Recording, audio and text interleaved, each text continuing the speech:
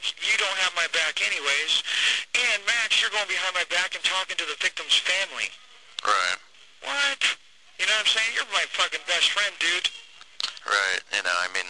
That's my best friend right there, dude. You know, like, I'm the foundation of that band, but they don't understand. Have you heard their new music? Yeah, I haven't. I don't mind it. I mean, it's good, but it's different. It's very different than what you guys were doing. And that's what people need to know is, I mean, you can have your opinion and everything, but I get 25 letters a day, and people are like saying that sucks or it's not you, and I call my friends and they're like, oh my God, I can't believe this. He's trying to be you. He's dressing like you. He jumped off the stage and broke his leg trying to jump off the stage like you. Come on, man. You know what I'm saying? Yeah, I mean, that kind of goes into another thing, but, you know, you and Mabbit were once friends, from what I understand. Exactly. And how upset were you that, you know, about the band's decision to hire him after they fired you? Well, Mabbit was burrowing himself within, going under, being the undertone, going under everything. Going around every little fucking obstacle to avoid me. You know what I'm saying? Right. Like, I could see it in his eyes. He wanted my fucking position. He wanted my fame. And he's not better than me. I'll fucking tear him up. And I know it. I tear him up on stage. And the reason I know this for a fact, and you could put this in the magazine that I'll tear him up on stage, is look at him now, but look at him before.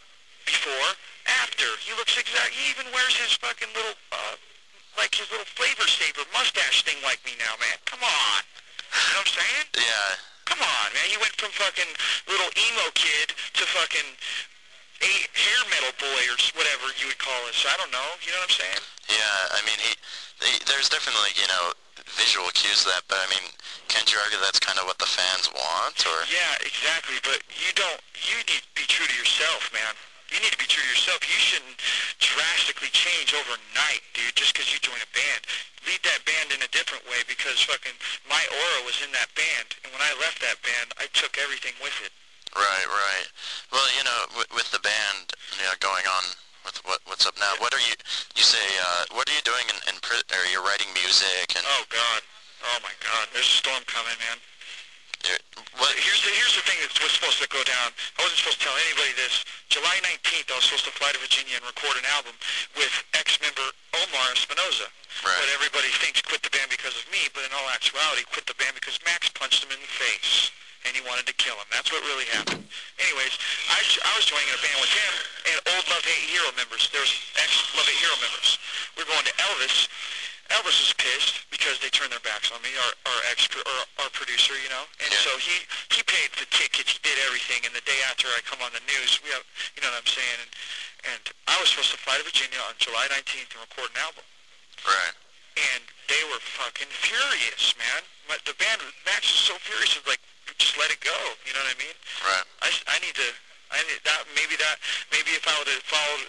See, this is where I made my mistake. Maybe if I would have followed that and stayed off drugs and did that, then I wouldn't be in here. Do you understand? Yeah. What is life like being sober in prison? It's better than being high on the streets. Really? So, yeah. What is, you know, onto prison, what is like your average daily routine when you're in jail right now? Daily routine? Well, I make like 3 shanks a day. No, I'm just kidding. No, I'm just joking. Join the Land Kings. No, honestly, dude, it's not as crazy. It's actually my cellie, he has life, straight up. Yeah. And he's probably the most insightful person that I've ever met. I've learned more in prison. I learned more in prison. His name's Lucky, by the way. Right. Yeah, you could put that in there. His name's Lucky. He's my cellie. He's got life. And I've learned more in here than I've learned in a long time. What did he get life for? I don't want to talk about that. That's fine. I don't want to talk about his... Obviously something bad enough that got him life. Exactly, yeah, but, you know... So you know, when you were... What was your first day of... So, you know, I hear him laugh. That's pretty awesome. He's cool, though, man. It's not what it's all on TV and shit, man. I mean, there are dark places you go, but those are for the idiots, you know what I'm saying? Yeah. People that aren't so, have any common sense. So, you know what I mean? So you like get up, you know, to your routine. You get up, you talk with your cellie. Are you working out? Are you? I work out. I was working out until fucking they put me in this cell. They took my water bag away. We make like homemade stuff, and you would be surprised on some of the things that are made in here. It's astronomical. It's crazy, man. It's crazy. Like, they'll take a wire from a TV, cut it, take the two wires from it, hook two metal like nail clippers together, right? And they'll drop it in coffee and heat the coffee up.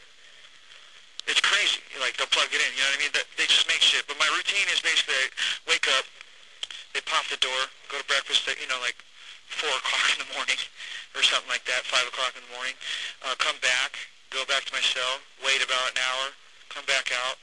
There's a tier time, and then there's yard time. And tier time is like you're inside, like CCDC, you'd be inside, hanging out.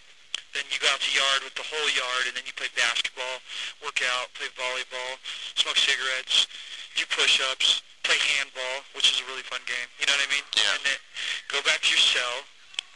I get a whole bunch of mail, or commissaries on Monday. You get like your store and stuff like that, and you go to dinner. You walk to the chow hall, and then you come back and you get mail. And, you know what I mean? That's a normal day. Do you have a television and stuff like that in your cell? Or? Not in my cell, but since it's so overcrowded that I've ordered a television, and my cellie's even ordered a television 2 months ago and still hasn't gotten one. So we're still waiting. It's like it takes so long because I guess they have to engrave it and stuff like that. Yeah, exactly. You say you get a lot of letters from fans. How many letters would you say you get a week from fans? And Hey, Lucky, how many letters do you think a week? Like, seriously, straight up. Yeah, no exaggeration. Like, that's 25. Probably 100, 120 letters a week. It's maxed out. Clear, with cool pictures and stuff in them too, right? Yeah, there's pictures, yeah. There's some hot girls. There's some young girls. There's some mommies. There's some freaking, never some daddies, but there's like, every now and then a dude will write me and tell me, he's my hero. I get letters from Poland, Germany, Australia, where else? Japan. Everywhere, man, everywhere. Yeah. And that's the eye opener. That's what keeps me grounded, because the true fans stick by my side and then the fans that were just fans because of whatever it was turn their back as soon as they hear something, Right. Have you run into any fans inside of the prison by chance? Yeah, that's another crazy thing. The first day I'm in here, I'm kind of nervous and everything, and I go to the yard, and this guy, Shannon, he goes, "Hey, is your name Ronnie Radke?" And I was like, "Yeah." He's like, "My daughter just wrote me a letter to ask me if you're in prison with him."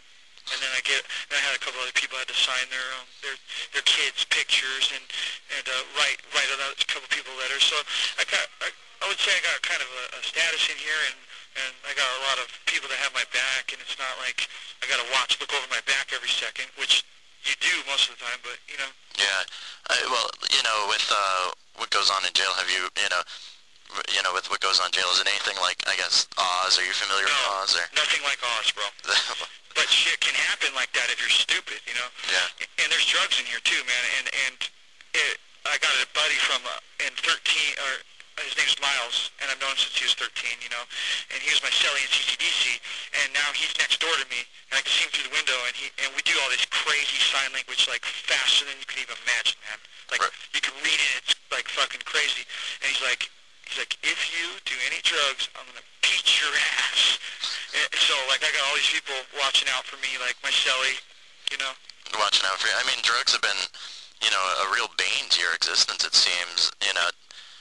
How do you think you're going to deal with it when you're free, Well, here's the thing, man. I got approved for Southern Desert Correctional Center is across the street, because I told him, I was like, straight up, man, I have a drug problem, and if you guys just put me in the open with the drugs, I don't want to fuck up. So they're sending me to Oasis rehabilitation. So I only have 6 months left, and they release me. And then you'll be heading to like a minimum security or something like that? No, they release me to the street. Oh, wow. So you're going to be out in about 6 months or so, you think?